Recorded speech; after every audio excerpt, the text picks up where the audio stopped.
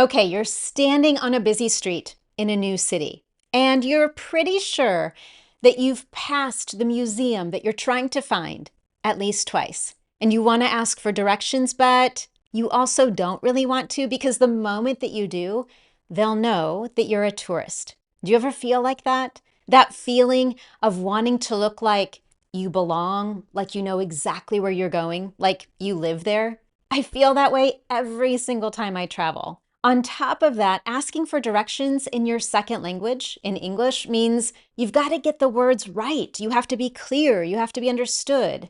And so now there's all this extra anxiety and doubt. Of course, in the end, yes, you still ask for directions because you have to, but why does it have to feel so hard? I'm curious, and I want you to tell me in the comments what makes asking for directions in English feel challenging for you? Have you ever had that moment that I'm describing of choosing between asking for help or just staying lost with all that self doubt? If this is something you've struggled with as well, let's fix that today. In this lesson, I'll show you exactly what to say in English so that you can ask for directions calmly, clearly, and without feeling awkward or exposed. Instead, you'll learn how to ask in a way that sounds natural and confident. You'll also understand what native speakers really say in response when someone asks for directions. And we'll talk about what to do if your mind goes blank or you don't understand the answer. So let's start with what to say when you're ready to ask for help.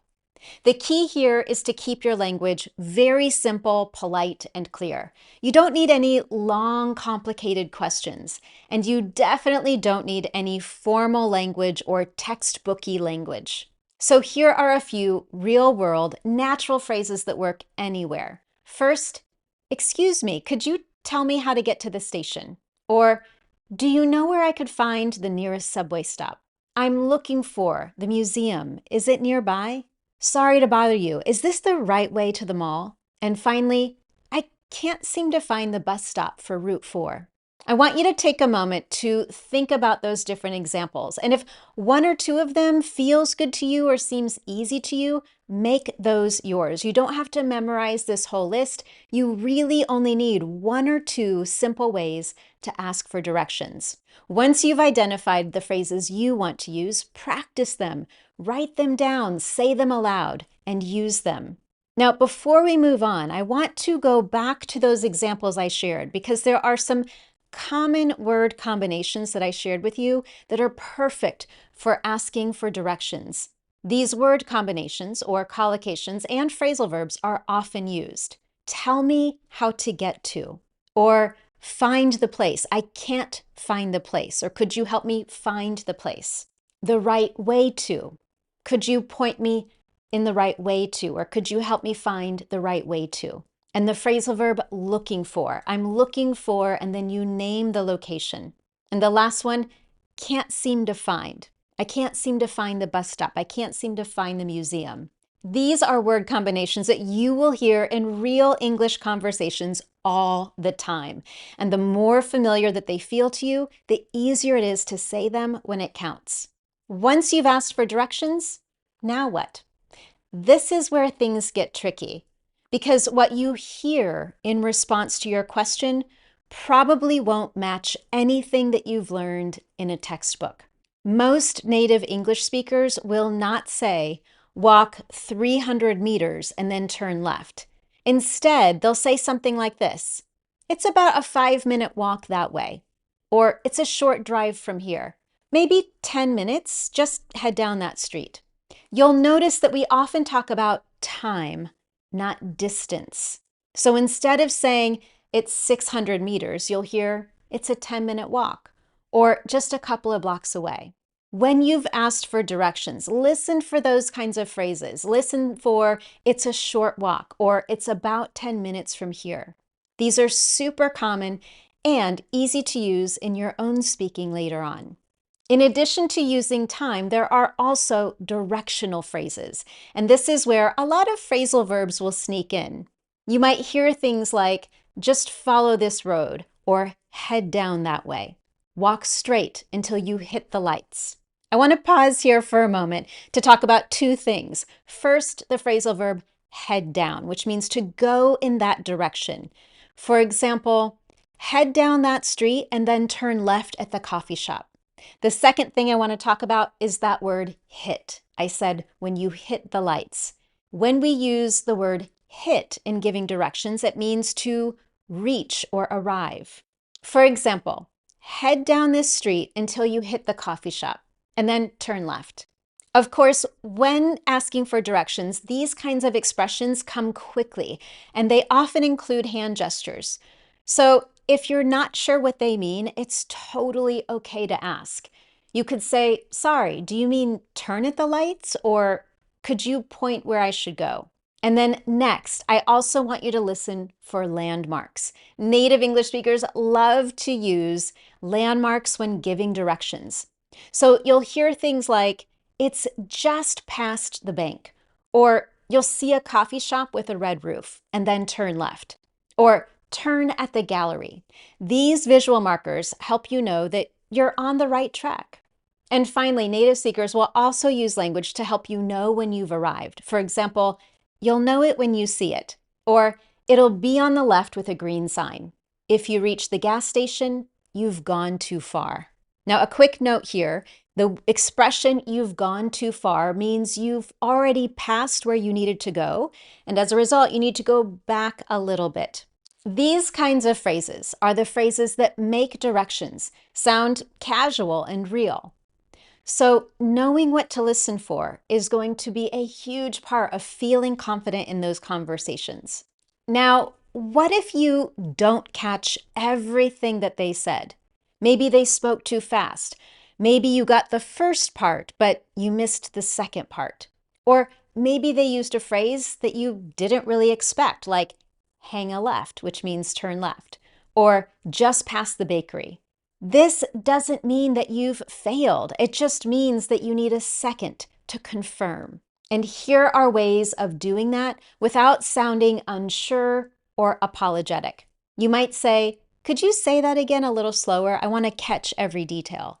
Or would you mind pointing me in the direction I should go? And another one, so I go straight and then turn left at the lights, right? And here's one more. Let me repeat that back to make sure I've understood. Each of these phrases shows confidence. You're not guessing, you're checking, you're confirming. And that last one that I shared with you, let me repeat that back.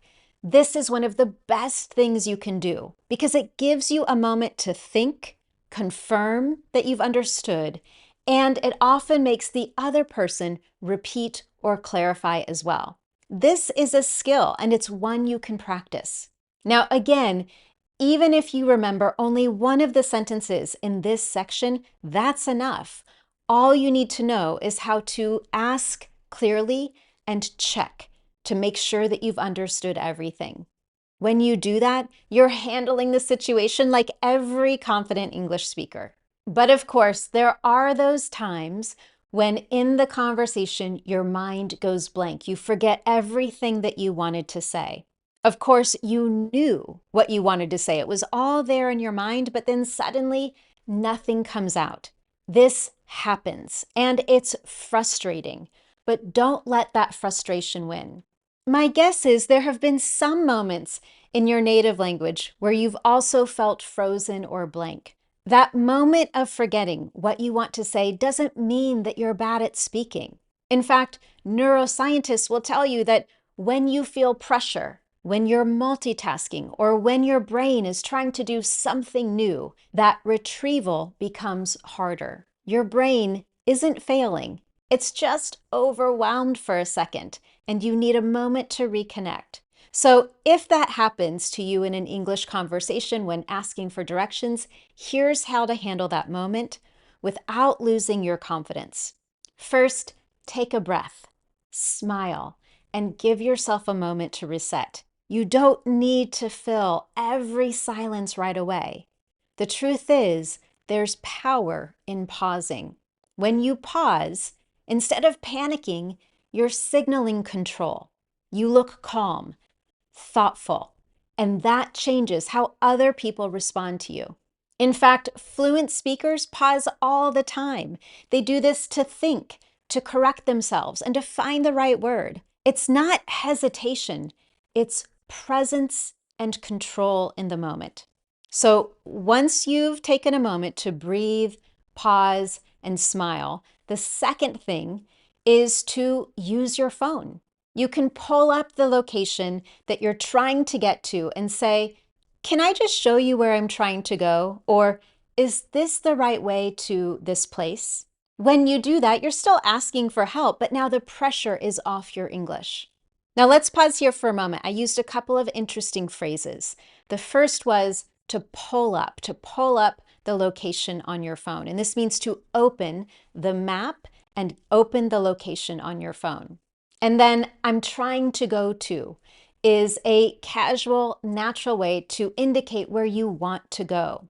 These steps are simple, but they help you stay present, stay in the conversation, and feel in control, even though it's a stressful moment.